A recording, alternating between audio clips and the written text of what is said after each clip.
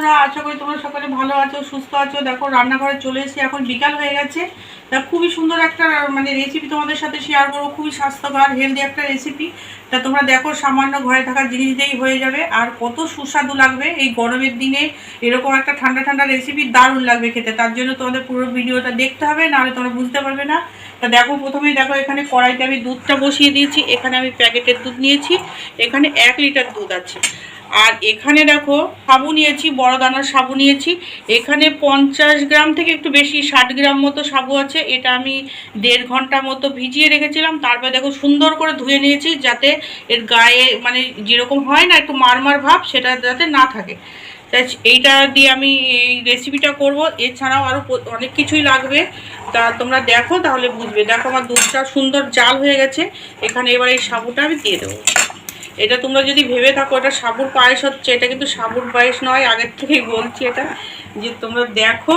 আর বাচ্চা থেকে বড় আশা করছি সকলের ভালো লাগবে। আর ভালো লাগলে তোমরা তোমাদের আত্মীয় স্বজন, বন্ধু বান্ধবের সাথে আমার ভিডিওটা শেয়ার করবে, ঠিক আছে? আর লাইক দিতে ভুলো না।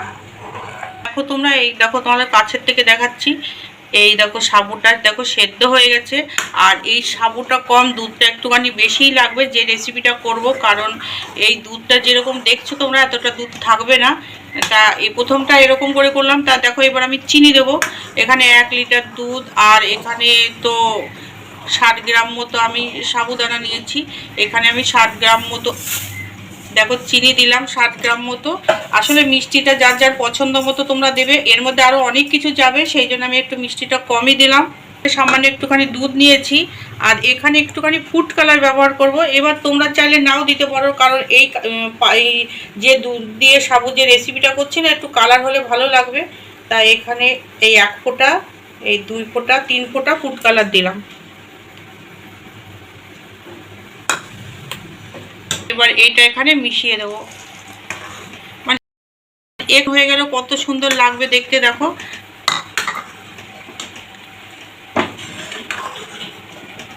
দেখো একটুখানি এলাচ গুঁড়ো দিয়ে দিলাম। দেখো বন্ধুরা, আমার এই রেসিপিটা হয়ে গেছে। কারণ এর যে প্রথম পার্টটা হলো, এরপরে আরও আছে। তা এই দেখো গ্যাসটা বন্ধ করে দিলাম। আর এখানে একটা বল নিয়েছি, এখানে এটা ঢেলে নেব।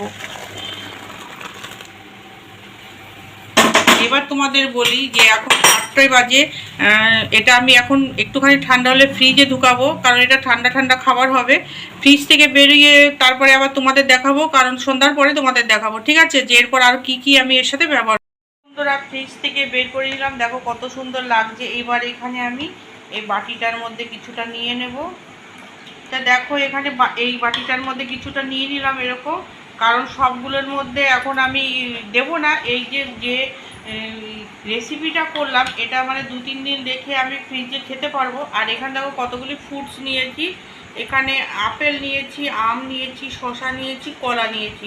এবার তোমাদের ঘরে যা থাকে সেই ফলটাই দিতে পারবে, কোনো অসুবিধে নেই। আর খুবই হেলদি স্বাস্থ্যকর একটা খাবার। দেখো এখানে কিছুটা শসা দিয়ে দিলাম, কিছুটা আম দিয়ে দিলাম। আমার এই রেসিপিটা একটু ঝোলঝোলি ভালো লাগে, তাই আমি একটু ঝোলঝোল রেখেছি। আপেল দিয়ে দিলাম, দিয়ে যেমন ফল পছন্দ করো সেরকমই দেবে। একটুখানি কলা দিয়ে দিলাম।